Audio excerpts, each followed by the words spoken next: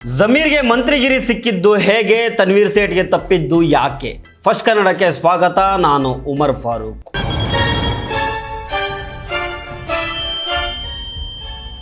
ರಾಜ್ಯ ರಾಜಕಾರಣದಲ್ಲಿ ಈಗ ಸಚಿವ ಸಂಪುಟ ಕಸರತ್ತು ಮುಗಿದು ಮಂತ್ರಿಗಳ ಲಿಸ್ಟು ಬಂದಿರಬಹುದು. ಆದರೆ ಅದರ ಬೆನ್ನಲ್ಲೇ ಕಾಂಗ್ರೆಸ್ ಒಳಗಡೆ ಶುರುವಾಗಿರೋ ಅಸಮಾಧಾನದ ಬೆಂಕಿ ಮಾತ್ರ ಈ ತನಕ ಆರಿಲ್ಲ, ಇನ್ನೂ ಜಾಸ್ತಿ ಆಗ್ತಾ ಹೋಗ್ತಾ ಇದೆ.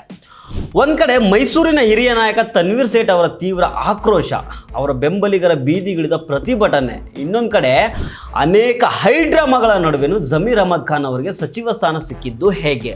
ಹಾಗೆ ರಿಜ್ವಾನ್ ಅರ್ಷದ್ಗೆ ಲಕ್ ಹೊಡೆದಿದ್ದರ ಹಿಂದಿರೋ ಸಿದ್ದರಾಮಯ್ಯ ಅವರ ಮಾಸ್ಟರ್ ಪ್ಲಾನ್ ಏನು? ಮೈಸೂರಿನಲ್ಲಿ ಯತೀಂದ್ರ ಸಿದ್ದರಾಮಯ್ಯ ಅವರಿಗೆ ಅಪೋಸಿಷನ್ ಪವರ್ ಸೆಂಟರ್ ಆಗಬಾರ್ದು ಅಂತ ಯಾರನ್ನ ಸೈಡ್ ಲೈನ್ ಮಾಡಲಾಯಿತು? ಈ ಎಲ್ಲ ಇಂಟ್ರೆಸ್ಟಿಂಗ್ ಪೊಲಿಟಿಕಲ್ ಇನ್ಸೈಡ್ ಡೀಟೇಲ್ಸ್ಗಳನ್ನು ಈ ವಿಡಿಯೋದಲ್ಲಿ ಪೂರ್ತಿಯಾಗಿ ನೋಡ್ತಾ ಹೋಗೋಣ. ಆದರೆ ಅದಕ್ಕೂ ಮೊದಲು ನೀವಿನ್ನೂ ನಮ್ಮ ಚಾನಲನ್ನು ಸಬ್ಸ್ಕ್ರೈಬ್ ಮಾಡಿಲ್ಲ ಅಂದರೆ ದಯವಿಟ್ಟು ಸಬ್ಸ್ಕ್ರೈಬ್ ಮಾಡ್ಕೊಳ್ಳಿ. ಈ ವಿಡಿಯೋನ ಕಡೇ ತನಕ ಮಿಸ್ ಮಾಡದೆ ನೋಡಿ.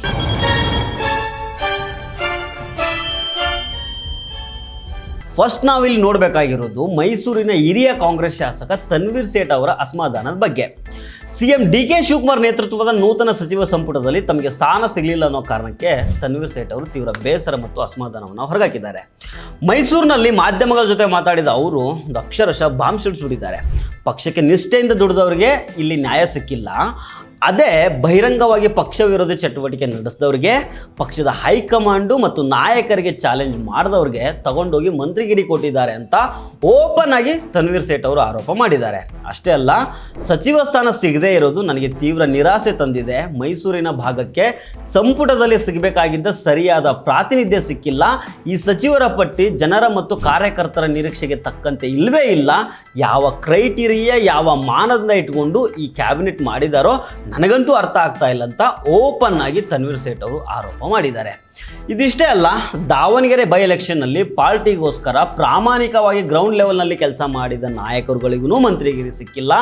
ಮಲ್ಲಿಕಾರ್ಜುನ್ ಖರ್ಗೆ ಅವರ ಆಪ್ತರಿಗೂ ಅವಕಾಶ ಕೊಡಲಿಲ್ಲ. ಆದರೆ ಯಾರು ಪಾರ್ಟಿಗೆ ಸವಾಲು ಹಾಕಿದ್ರೋ ಅಂಥವರಿಗೆ ಸಚಿವ ಸ್ಥಾನ ಕೊಟ್ಟಿರೋದು ತಳಮಟ್ಟದ ಕಾರ್ಯಕರ್ತರಲ್ಲಿ ದೊಡ್ಡ ಮಟ್ಟದ ಅಸಮಾಧಾನ ತಂದಿದೆ ಅಂತ ತನ್ವೀರ್ ಸೇಠ್ ಬೇಸರ ವ್ಯಕ್ತಪಡಿಸಿದ್ದಾರೆ.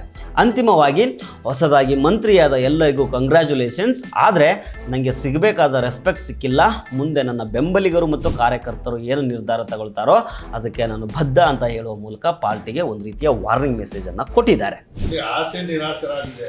ಆದರೆ ನಡೆದಿರುವಂಥ ವಿದ್ಯಮಾನಗಳನ್ನು ಕೇವಲ ರಾಹುಲ್ ಗಾಂಧಿಗೆ ಅನ್ನಲಾದಂತಹ ಒಂದು ಪದ ಬಳಕೆ ಮಾಡಿದ್ದಕ್ಕೆ ರಾಜಣ್ಣ ಅವರಿಗೆ ತಕ್ಷಣದಲ್ಲಿ ವಜಾ ಮಾಡುವಂತಹ ಕೆಲಸ ಮಾಡಿದರು. ಬಹಿರಂಗವಾಗಿ ಪಕ್ಷದ ವಿರುದ್ಧ ಚಟುವಟಿಕೆಗಳನ್ನ ನಡೆಸಿ ಎಲ್ಲ ಕಡೆಯಿಂದ ಏನು ಮಾಹಿತಿ ಸಂಗ್ರಹ ಮಾಡಿಕೊಂಡು ಇವತ್ತು ಪಕ್ಷದ ವರ್ಚಸ್ನ ಇನ್ನಷ್ಟು ಏನು ಒಂದು ದಟ್ಟವಾದಂತಹ ನಿರ್ಧಾರಗಳನ್ನ ತಗೊಳ್ಳುವಂಥದ್ದು. ಸರಿ, ತನ್ವೀರ್ ಸೇಠ್ ಕತೆ ಹೀಗಾದರೆ ಇನ್ನೊಂದು ಕಡೆ ಜಮೀರ್ ಅಹಮದ್ ಖಾನ್ ವಿಷಯಕ್ಕೆ ಬರೋಣ. ಜಮೀರ್ ಅಹಮದ್ ಖಾನ್ ಮಂತ್ರಿಯಾಗಿದ್ದಿದೆಯಲ್ಲ, this is really a curious case. ಯಾಕಂದರೆ ದಾವಣಗೆರೆ ಬೈ ಎಲೆಕ್ಷನ್ ಅನ್ನೋದು ಆಗದೇ ಇದ್ದಿದ್ರೆ ಜಮೀರ್ ಅಹಮದ್ ಖಾನ್ ಫಸ್ಟ್ ಲಿಸ್ಟ್ನಲ್ಲೇ ಮಂತ್ರಿಯಾಗಿ ಓದ್ ತಗೊಳ್ತಾ ಇದ್ರು. ಆದರೆ ದಾವಣಗೆರೆಯಲ್ಲಿ ಏನಾಯಿತು, ಜಮೀರ್ ಅಹಮದ್ ಖಾನ್ ಪಾರ್ಟಿಗೆ ದ್ರೋಹ ಮಾಡಿದ್ರು ಅಂತ ಗಂಭೀರ ಆರೋಪ ಬಂದಿತ್ತಲ್ವಾ. ಈ ಆರೋಪ ಮಾಡಿದ್ದು ವಿರೋಧ ಪಕ್ಷದವರೇನಲ್ಲ, ಸ್ವತಃ ಕಾಂಗ್ರೆಸ್ ಒಳಗಿನವರೇ. ಆ ಆಡಿಯೋ ಹೊರಗಡೆ ಬಂದಿದ್ದು ಕೂಡ ಕಾಂಗ್ರೆಸ್ನವ್ರು ಮಾಡಿದ್ದೆ. ಈಗ ಪ್ರಶ್ನೆ ಏನಂದರೆ, ಜಮೀರ್ಗೆ ಮಂತ್ರಿಗಿರಿ ಸಿಕ್ಕಿದ್ದು ಯಾರಿಂದ? ಸಿದ್ದರಾಮಯ್ಯನವರು ಜಮೀರ್ಗೆ ಮಿನಿಸ್ಟ್ರಿ ಪೋಸ್ಟ್ ಕೊಡಲೇಬೇಕು ಅಂತ ಹಠ ಏನಾದರೂ ಹಿಡ್ಕೊಂಡಿದ್ರಾ? ಖಂಡಿತ ಇಲ್ಲ. ಯಾಕಂದರೆ ಜಮೀರ್ ಅಹಮದ್ಗೂ ಸಿದ್ದರಾಮಯ್ಯನವರಿಗೂ ಈಗ ರಿಲೇಷನ್ಶಿಪ್ಪು ಅಷ್ಟಕ್ಕಷ್ಟೇ ಅನ್ನೋದು ಇಡೀ ಜಗತ್ತಿಗೆ ಗೊತ್ತಾಯಿತು. ರೀಸೆಂಟಾಗಿ ಜಮೀರ್ ಬೆಂಬಲಿಗರೊಬ್ಬರು ನೀವು ಜಮೀರ್ ಅವರನ್ನು ಕೈ ಬಿಡಬಾರ್ದು ಅಂತ ಕೇಳಿದ್ದಕ್ಕೆ ಸಿದ್ದರಾಮಯ್ಯನವರು ಏನೇನು ಮಾತಾಡಿದ್ರು ಅನ್ನೋ ವಿಡಿಯೋ ಕೂಡ ವೈರಲ್ ಆಗಿ ನೀವೆಲ್ಲ ನೋಡಿದ್ದೀರಿ. ಹಾಗಾದರೆ ಡಿ.ಕೆ. ಶಿವಕುಮಾರ್ ಹಠ ಹಿಡ್ಕೊಂಡ್ರಾ? ಖಂಡಿತ ಇಲ್ಲ. ಡಿ.ಕೆ. ಶಿವಕುಮಾರ್ ಯಾಕೆ ಹಠ ಹಿಡಿತಾರೆ? ಇಡೀ ದಾವಣಗೆರೆ ದಕ್ಷಿಣ ಎಲೆಕ್ಷನಲ್ಲಿ ಫೈಟ್ ಇದ್ದಿದ್ದೆ Zameer Ahmed Khan versus other Muslim leaders. ಆ ಬೇರೆ ಮುಸ್ಲಿಂ ಲೀಡರ್ಸ್ ಯಾರಿಗೆ ಹತ್ರ ಅಂದರೆ ಡಿ.ಕೆ. ಶಿವಕುಮಾರ್ ಅವರಿಗೆ ಹತ್ರ. ಸೊ ಇನ್ ಎ ವೇ ಆ ಫೈಟು ಜಮೀರ್ ವರ್ಸಸ್ ಡಿ.ಕೆ. ಶಿವಕುಮಾರ್ ಅನ್ನೋ ಹಾಗೇನೆ ಇತ್ತು.